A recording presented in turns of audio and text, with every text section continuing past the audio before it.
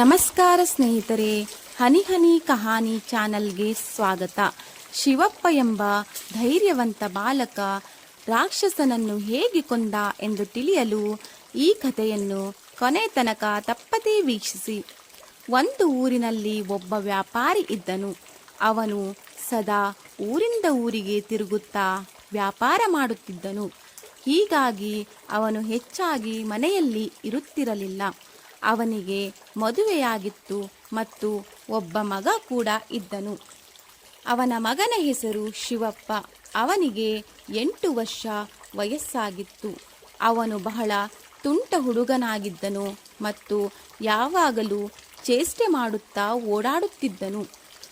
ಕೆಲವು ದಿನಗಳ ನಂತರ ವ್ಯಾಪಾರಿಯ ಹೆಂಡತಿಗೆ ಅನಾರೋಗ್ಯ ಕಾಡುತ್ತದೆ.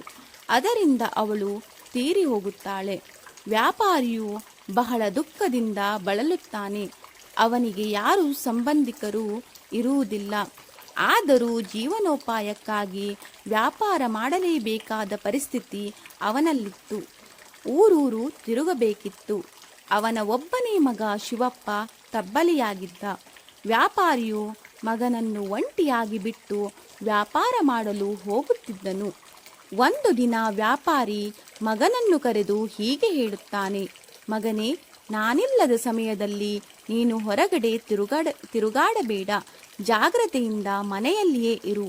ಒಂದು ವೇಳೆ ಹೊರಗೆ ಹೋದರೂ ದಕ್ಷಿಣ ದಿಕ್ಕಿಗೆ ಮಾತ್ರ ಹೋಗಬೇಡ ಎಂದು ಎಚ್ಚರಿಸಿದನು. ಆಗ ಶಿವಪ್ಪ, ಏಕೆ ಅಪ್ಪ, ಆ ದಿಕ್ಕಿಗೆ ಮಾತ್ರ ಏಕೆ ಹೋಗಬಾರದು ಎಂದು ಕೇಳಿದನು.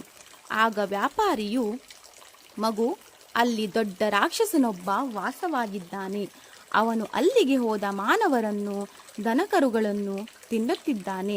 ಆದ್ದರಿಂದ ಆ ದಿಕ್ಕಿಗೆ ನೀನು ಹೋಗಬಾರದು ಎಂದು ಹೇಳಿದ. ಈ ರೀತಿ ಮಗನಿಗೆ ಬುದ್ಧಿ ಹೇಳಿದ ವ್ಯಾಪಾರಿ ತನ್ನ ಪಾಡಿಗೆ ತಾನು ವ್ಯಾಪಾರಕ್ಕಾಗಿ ಬೇರೆ ಊರಿಗೆ ಹೋದನು. ತಂದೆ ವ್ಯಾಪಾರಕ್ಕೆ ಹೋದ ನಂತರ ಶಿವಪ್ಪ ದಕ್ಷಿಣ ದಿಕ್ಕಿಗೆ ಹೋಗಬೇಕೆಂದು ನಿರ್ಧಾರ ಮಾಡಿದನು. ಶಿವಪ್ಪ ತುಂಬ ಧೈರ್ಯವಂತ. ತಾಯಿ ಸತ್ತ ಮೇಲೆ ಅವನಿಗೆ ಯಾರೂ ಪ್ರೀತಿ ಮಮತೆಯನ್ನು ತೋರಿಸಿರಲಿಲ್ಲ. ಅವನಿಗೆ ಭಯ ಭೀತಿ ಎಂಬುದೇ ಗೊತ್ತಿರಲಿಲ್ಲ. ಹೀಗಾಗಿ ಆತ ಧೈರ್ಯದಿಂದ ದಕ್ಷಿಣ ದಿಕ್ಕಿಗೆ ಹೊರಡುತ್ತಾನೆ.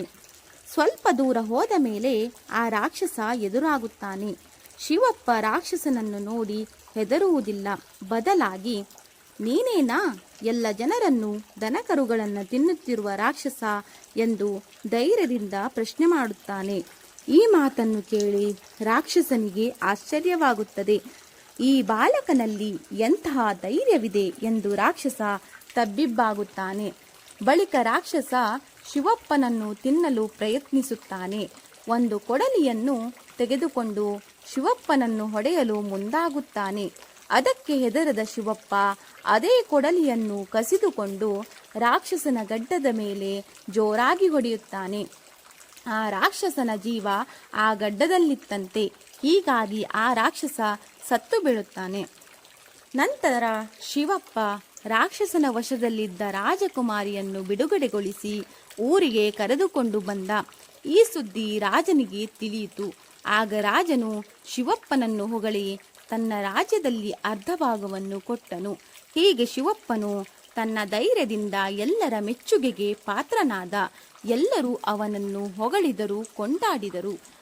ಈ ಕಥೆ ನಿಮಗೆ ಇಷ್ಟವಾದರೆ ಲೈಕ್ ಮಾಡಿ, ಸಬ್ಸ್ಕ್ರೈಬ್ ಮಾಡಿ ಮತ್ತು ಶೇರ್ ಮಾಡಿ. ಧನ್ಯವಾದಗಳು.